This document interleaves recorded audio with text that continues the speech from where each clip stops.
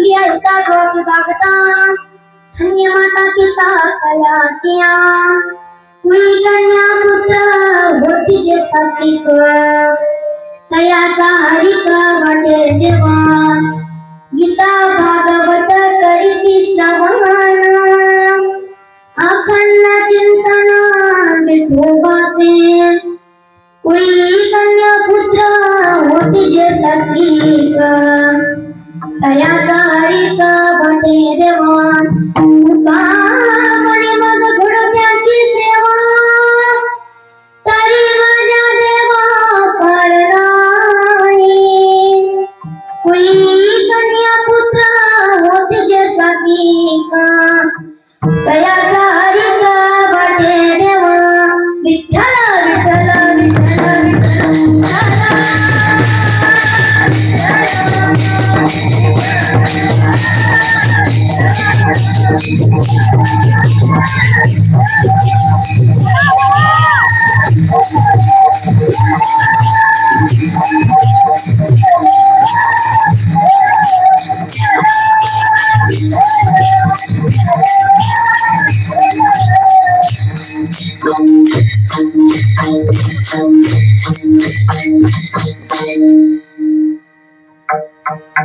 तुझ्या हिता श्वास जागता धन्य माता पिता तयाच्या कुळी कन्या पुत्र होतीचे सात्विक तयाचा हरिक वाटे देवा ब्रह्मानंदं परम सुखदं केवलं ज्ञानमूर्तिं द्वन्द्वातीतं गगनसदृशं तत्त्वमस्याधिलक्षणम् एकं नित्यं विमलमचलं सर्वधी साक्षीभूतं भावातीतं त्रिगुणरहितं सद्गुरुतं नमामि शान्ताकारं भुजगशयनं पद्मनाभं सुरेशं विश्वाधारं गगनसदृशं मेघवर्णं शुभांगं लक्ष्मीकान्तं कमलनयनं योगिभिर्ध्यानगम्यं वन्दे विष्णुं भवभयहरं सर्वलोकैकनाथं महायोगपीठे तटे भीमराधा वरं पुण्डरीकाय दातुं मुनीन्द्रैः समागत्य तिष्ठन्तमानन्दकन्दम् परब्रह्मलिङ्गं भजे पाण्डुरङ्गम् पाण्डुरङ्गा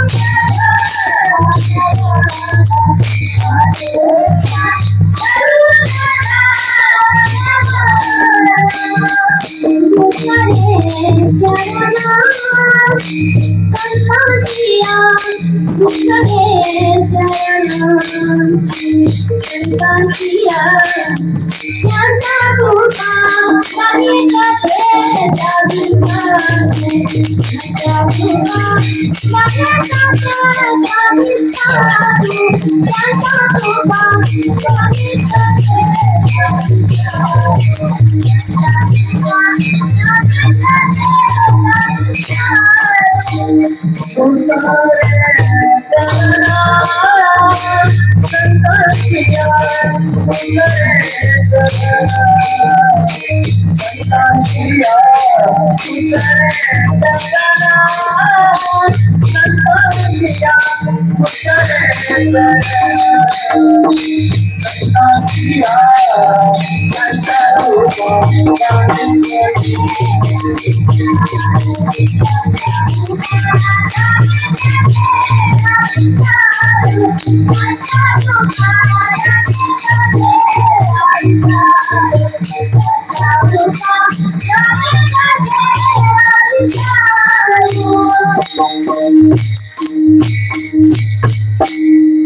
पांडुरंगा गुरु प्रथमना मना दुसरे चरण शतांचिया त्यांच्या कृपाने कथेचा विस्तार बाबाजी सद्गुरु दास तुका जय विठ्ठल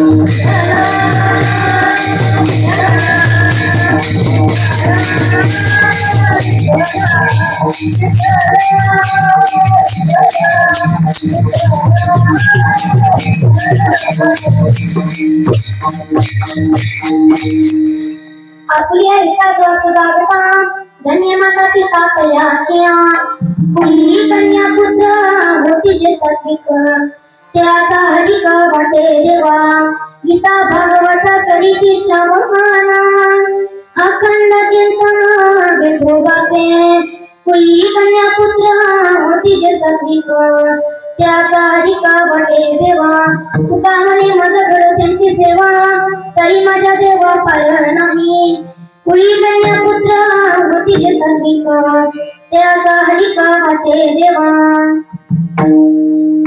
प्रस्तुत भक्त कीर्तन रूपी सेवेपाने होतेला अभंग श्री देवनिवासी चिन्मय स्वरूप असणारे वयाच्या 16व्या वर्षी स्वराज्य निर्माण केलं ते छत्रपती शिवाजी महाराज त्यांचे धर्मगुरु जगाचा मालक विश्वाचे चालक भगवान परमात्मा ज्याचा दास होतो इतका अधिकार संपन्न असणारे देवमान्य संतमान्य जगदवंदनीय जगद्गुरु तुकोबाराय आज त्यांचा सेवेकरता फक्त आणि फक्त 4 चेलाचा आपण विठ्ठल विठ्ठल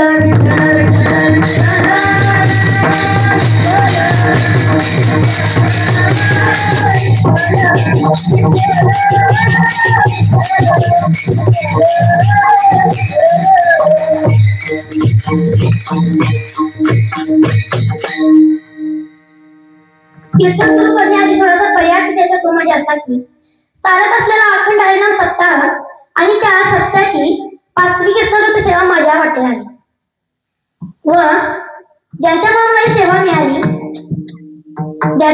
सेवा मिळाली ते ग्रामस्थ मंडळी व सत्ता कमिटी त्यांचे मी आभार मानते व सेवेला सुरुवात करते.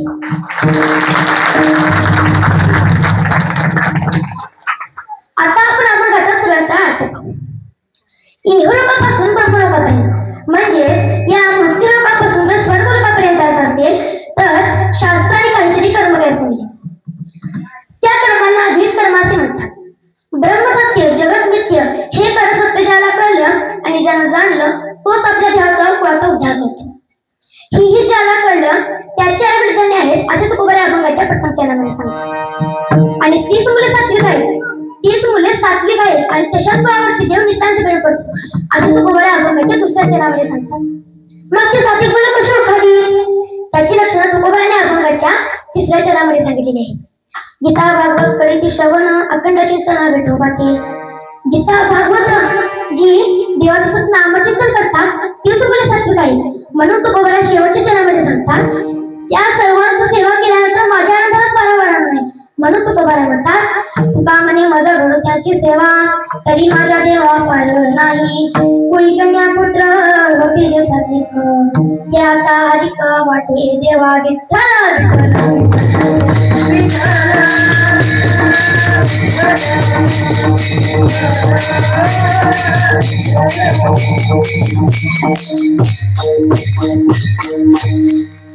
महाराज मानवी जीवनात खूप महत्वाचे त्याची कारणे मी तुम्हाला सांगते. 4 खाणी व 3 गुणी या अखंड जीवसृष्टीमध्ये मानवी जीवनात खूप महत्व आहे. पण त्या 84 लक्षणे कोणाला सांगता येत नाही. त्यासाठी आमच्या ज्ञानोबा तुकोबा आध्यात्मिक वारकरी शिक्षण संस्था त्र्यंबे येथेच प्रवेश घ्यावा लागतो. तर आता मी तुम्हाला 84 लक्षणे मी सांगते. प्रथमतः या मानवी देहाला 20 लक्ष वेळा ऊर्जांजन ठेवावा लागतो. 9 लक्ष वेळा जलचर प्राण्यांमध्ये जन्म घ्यावा लागतो. 11 लक्ष वेळा किरणांमध्ये जन्म घ्यावा लागतो. 10 लक्ष वेळा पक्ष्यांमध्ये जन्म घ्यावा लागतो. 30 लक्ष वेळा पशु प्राण्यांमध्ये जन्म घ्यावा लागतो आणि मानवाकरता फक्त आणि फक्त 4 लक्ष वेळा जन्म घ्यावा लागतो. या काय माझ्या माथ्यातला नाही तर गाठ्यातला गाठ्या उघडून पहा. अथवा त्याच्यावर एक प्रमाण देते का. 20 लक्ष योनी वृक्षांमध्ये घ्याव्या, जलचरी भोगाव्या 9 लक्ष.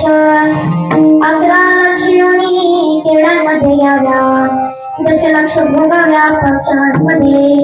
30 लक्ष योनी पशूंची गाणी, मानवा भितरी 4 लक्ष. एक एक योनी कोटी कोटी फेरा, मनुष्य द्याचा वारा लागे. म्हणूनच नामदेवराय म्हणतात एवढे आम्ही भुगून जाय तर मानवदेह प्राप्त होतो. नामा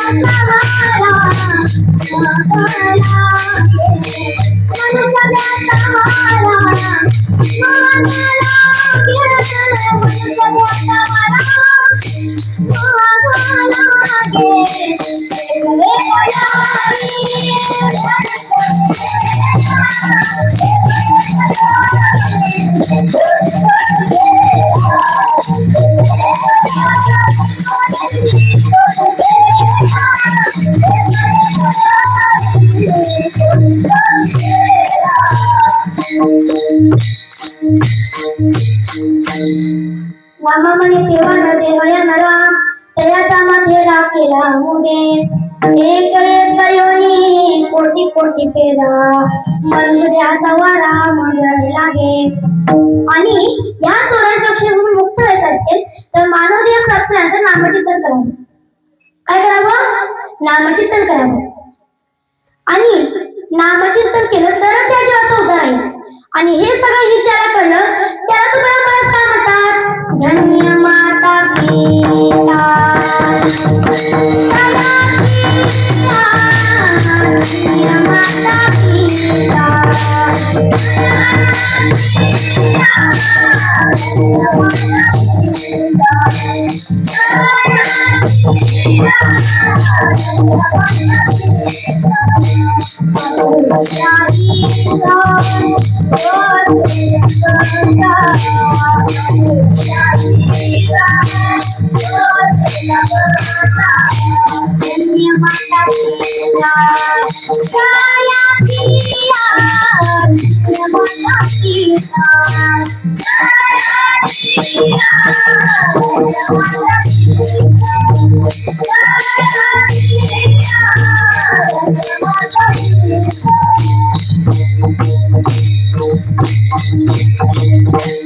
आपले दाता धन्य माता पिता तेज.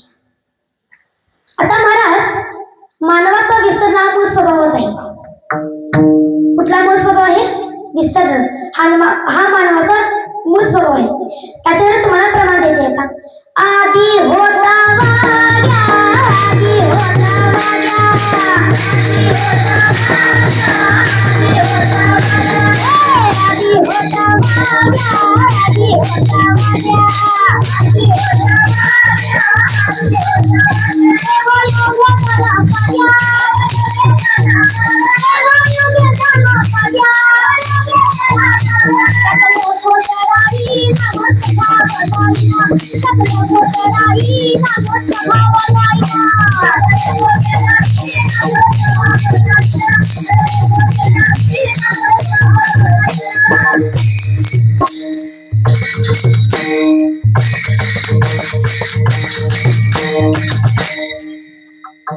त्याचा नीट यहकोटी राहिला आणि मूळ स्वभावी राहिला.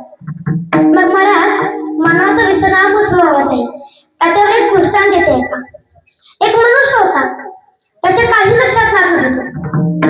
त्याच्या काही लक्षात राहत नसल्यामुळे त्याच्या घरामध्ये वाद विवाद तंटे हे होत राहायचे. एके दिवशी काय झालं? तो ऑफिसवर गेला आणि ऑफिसवरून घरी आला. आणि ऑफिसवरून घरी आल्यावर पत्नीने सुंदर असा स्वयंपाक केला होता. तो तृप्त होऊन जेवला आणि आपल्या रूम मध्ये झोपण्यास निघाला. आणि झोपत असताना त्याचं नकळत लक्ष आपल्या बोटाकडे गेले आणि बोटाला दोरा तसाच बांधलेला होता. मग तो विचार करू लागला, आता हा दोरा मी कशासाठी बांधलेला आहे? मग तो विचार करू लागला. 1 वाजले तरीही त्याचं लक्ष देना. 2 वाजले तरीही लक्ष देना. 3 वाजले, 4 वाजले, 5 वाजले तरीही त्याचं लक्ष देना. मग 6 वाजता त्याच्या लक्षात आलं की हा दोरा मी संध्याकाळी लवकर झोपण्यासाठी व सकाळी लवकर उठण्यासाठी बांधला होता. दृष्टांत संपला. सिद्धांत.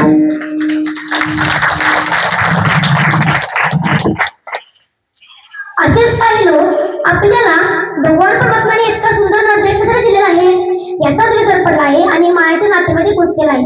मग भगवान परमात्म्याने हा सुंदर नृत्य कशासाठी दिलेला आहे? देवे दिला देह भजना गमता देवे दिला देह भजना गमता देवे दिला देह भजना गमता देवे दिला देह भजना गमता देवे दिला देह भजना गमता देवे दिला देह भजना गमता देवे दिला देह भजना गमता देवे दिला देह भजना गमता. तोहा झाला वादिकेचा तोहा झाला वाटा वादिकेचा देवे दिला देह भजना गमता देवे दिला देह भजना गमता.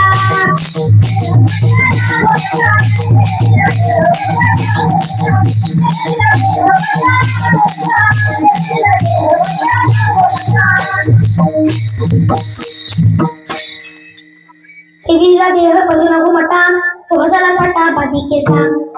देवी दिला देह भोजना घुमटा. देवी दिला देह भोजना घुमटा. बरोबर. देवी दिला देह भजना घुमटा. आपण वापरतो कशासाठी? भोजना घुमटा. मग आपण तो वापरायला कशाला पाहिजे? नामस्मरणासाठी आपण तो वापरायला पाहिजे.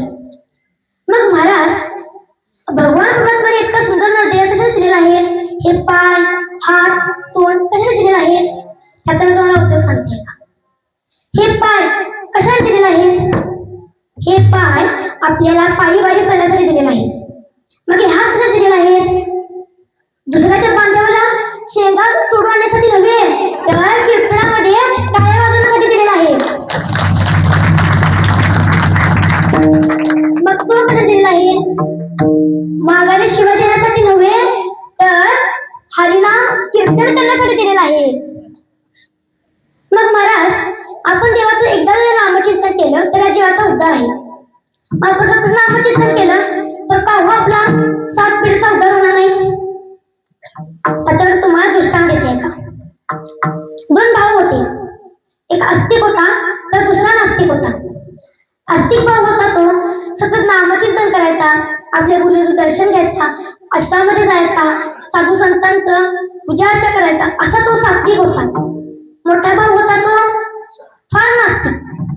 खाऊ नाही ते खाणारा, बोल नाही ते बोलणारा, जाऊ नाही तिकडे जाणारा, करून येतं कृत्य करणारा, असा त्याचा मोठा भाऊ होता.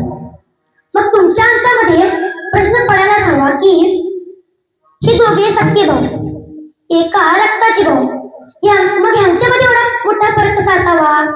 आधी करून संत सांगतात, शास्त्रकार सांगतात आणि आमच्या गुरुजी पण आहे की हे सगळं काही संगतीवर असतं. एकनाच्या संगे हिरा जो बंगला, कुसंगी नाडीला साधू जायचा. हिरा असतो ना हिरा, त्या हिऱ्याला कितीतरी फोडण्याचा प्रयत्न केला तरीही तो हिरा फुटत नाही. त्या हिऱ्यावर गणाने जरी गाव घातले तरीही तो हिरा फुटत नाही.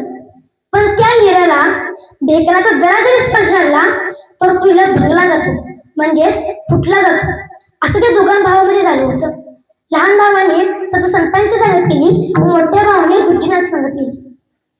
कालांतराने दिवस निघून लागले आणि लहान भावाला आपल्या मोठ्या भावाची चिंता वाटू लागली. मग लहान भाऊ एका दिवशी आपल्या गुरुजींच्या आश्रमामध्ये गेला आणि गुरुजींना सांगू लागला, गुरुजी माझा भाऊ खूप नास्तिक आहे, खाऊ नाही ते खातोय, नाही ते पितोय, असा नास्तिक आहे तो. त्याचा उद्धार करण्यासाठी कुठला तरी उपाय सुचवा. मग गुरुजी म्हणाले, उद्या आश्रमामध्ये येत असताना तू तुझ्या मोठ्या भावाला घेऊन ये. त्यामुळे लहान भावाने साधू आपल्या गुरुजींचं दर्शन घेतलं व तिथून निघून गेला. व घरामध्ये गेल्यावर आपल्या भावाला सांगितलं, दादा दादा माझ्या गुरुजीने तुला उद्या आश्रमामध्ये बोलायला आहे. मग तू आता तो मुलगा कुठला होता? तो नास्तिक होता, मग त्याचे विचार सुद्धा नास्तिकच असणार. मग तो म्हणाला, कुठलं नामचिंतन? कसलं नामचिंतन? मी कुठलं नामचिंतन करणार नाही. तुमचं तुम्ही काय ते बघा, माझं मी बघतो. मग तो लहान भाऊ आणि चिंतित पडला आणि आपल्या परत गुरुजींच्याकडे गेला आणि गुरुजींना सगळ्या हकीकत सांगून टाकली. मग गुरुजींच्याकडे काही पर्याय नव्हता. मग गुरुजी त्याच्या घरी गेले. गुरुजी आणि शिष्य त्याच्या घरी गेले. घरी जाताच तो नास्तिक मनुष्य एका बाकड्यावर मदिरा प्रश्न करत बसला होता. मग गुरुजी त्याच्या जवळ गेले आणि त्याला म्हणाले, उठ म्हण रामकृष्ण हरी. तो म्हणला, म्हणणार नाही. अनेकदा प्रश्न विचारला, म्हणतो का रामकृष्ण हरी? तो म्हणला, कदापि म्हणणार नाही. मग गुरुजीची पण तब्येत जरा धिप्पाड होती. गुरुजी त्याला धरलं आणि म्हणलं, म्हणतो का नाही रामकृष्ण हरी? तो म्हणला, तुम्ही माझा जीव घेतला तरीही मी म्हणणार नाही. मग गुरुजींची पण जास्त तपस्या झाली होती. मग गुरुजी पण मनातल्या मनात म्हणले, काकडी जरा जुनं झाली, हाताला का तुटायची नाही, तिला चाकूनच कापावं लागेल. मग गुरुजींनी त्याला प्रश्न केला, अरे नास्तिका तू काय म्हणणार नाहीस? मग तो म्हणला, मी रामकृष्ण हरी अजिबात म्हणणार नाही. एकदा का होईना त्याच्या मुखातून गुरुजीने रामकृष्ण हरी वधवून घेतला. कालांतराने दिवस निघून गेले. मदिरापासून करून मद्यपासून करून त्या मोठ्या भावाचा मृत्यू झाला. त्याला कोण न्यायला आलं? तर त्याला यमांची यमदूत न्यायला आले। यमदूतांनी त्याला स्वर्गलोकात नेलं आणि यमराजाच्या कोर्टात उभं केलं। चित्रगुप्तांना बोलवलं व चित्रगुप्तांना सांगितलं। यमदूत चित्रगुप्तांना म्हणाले, चित्रगुप्त कडायचा पायगोटा। मग चित्रगुप्त म्हणाले, यमराज आल्याशिवाय आपण काय पुढचा पण करायला नको। यमराज येतील मगच आपण काय करू। तो वर 2 मिनिटात यमराज ते प्रकटले। काय म्हणाले, यम यम। यमराज म्हणाले, यम यम काढायची वजावट। मग चित्रगुप्तांनी डायरीमध्ये पाहण्यास सुरुवात केली। तुम्ही या भूतलावर जे काय पाप पुण्य करता ते वरती चित्रगुप्त लिहित आहेत। हौसाबाईनं कुणाच्या शेंगा कुडून आणल्या ते सगळं वरती लिहायला चालू आहे। त्यामुळे ते कसं वागायचं तुमचं तुम्ही बघा। मग यमराज म्हणाले, काढायची वजावट। चित्रगुप्तांनी डायरीमध्ये पाहण्यास सुरुवात केली। जेव्हा चित्रगुप्ताने डायरीमध्ये पाहण्यास सुरुवात केली तेव्हा चित्रगुप्तांच्या चौकडून घाम गळू लागला। मग यमराज विचारात पडले, साक्षात चित्रगुप्तांना घाम ज्याच्या अर्थी हा कुठला तरी पंडितच असेल, हिने जीवनात येऊन सगळी पुण्य केली असतील। मग नंतर चित्रगुप्त म्हणाले, यमराज हा कुठला साधू परिजन नाही, हिने जन्माला येऊन सगळी कुकर्म केल्यात। खावणे ते खालाय, पिवणे ते पिलाय, बोलणे ते बोललाय, जाऊने तिकडे गेलाय, करुणे ते अकृत्य केलाय आणि जीवनाला येऊन एकदाच रामकृष्ण म्हणले। मग यमराज विचारात पडले, आता एकदा रामकृष्णाने म्हणल्याची पुण्याची गणना केवढी गेला। मग यमराज म्हणाले, आता याची पुण्याची गणना मात्र काय करता येणार नाही। मग आता आपण काय करूया, आता आपण सत्यलोकात जाऊया। मग यमराज म्हणाले, चल नास्तिका सत्यलोकामध्ये जाऊ। तो म्हणला, मी असा तसा येणार नाही, मला तिकडे नेण्यासाठी ऑडी आणि फॉर्च्युनर पाहिजे। मी जेव्हा टिकपुलीची सुप्रसिद्ध कवा बर्फी खायला जात होतो तेव्हा मला ऑडी लागती। हे तुमच्या तारा जवळ तसं नाही, पण तुमच्याकडे इथं ऑडी आणि फॉर्च्युनर नाही म्हणून चालते, मला पालखी तर पाहिजे। मग यमराजाकडे काही उपाय नव्हता।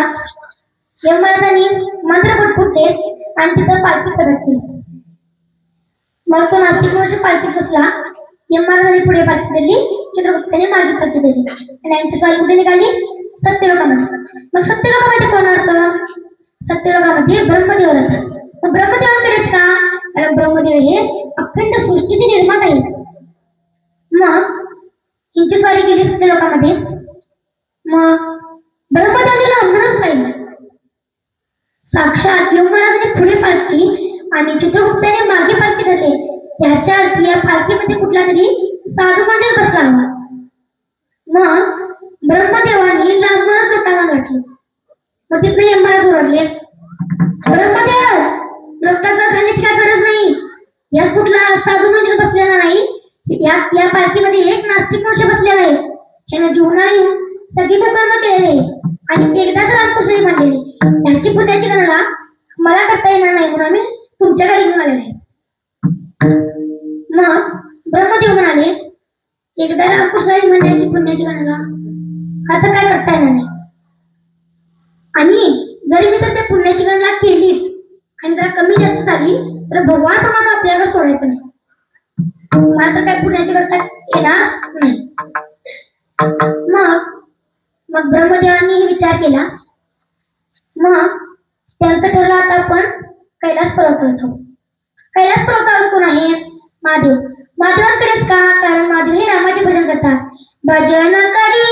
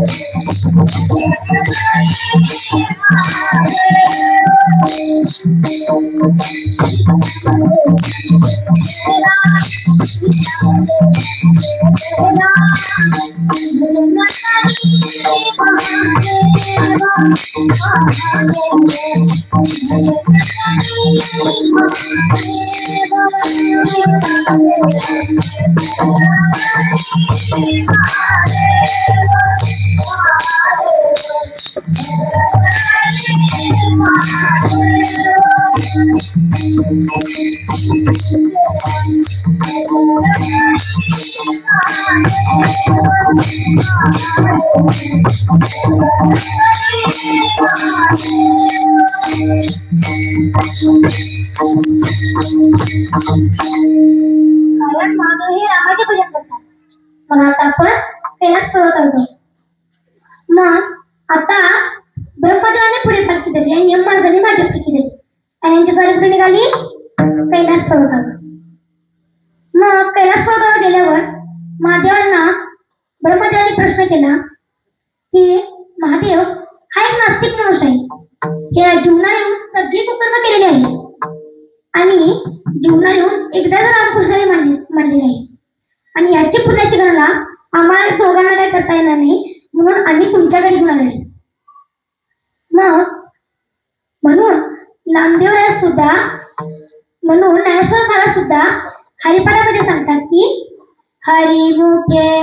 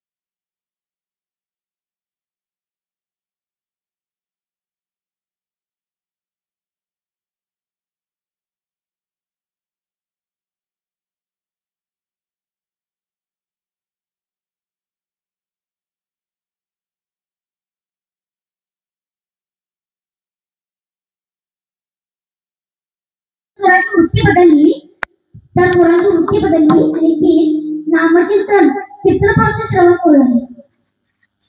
चित्रपाचे श्रवण करू लागली.